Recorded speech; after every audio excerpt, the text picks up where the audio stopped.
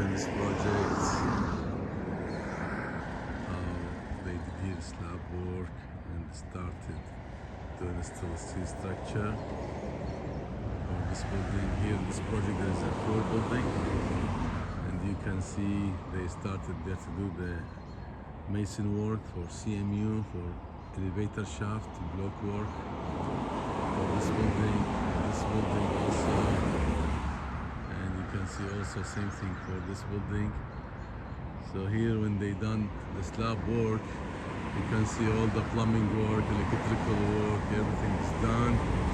After they finish the concrete slab work, they pave asphalt binder for all job sites. And here you can see provided like flooring material, like trusses, insulation, plywood, foams, so everything is here. So the important thing to pour concrete for slab and pave binder,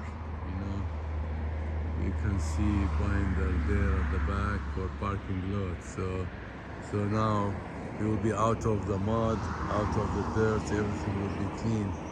But here the important thing is the slab, and here you can see in steel structure, and over there mason work. You can see start mason work first and then do frame around, so you don't need to block yourself. Okay, if you like this video, please like, subscribe. I will upload more videos about construction. Thank you guys. Bye.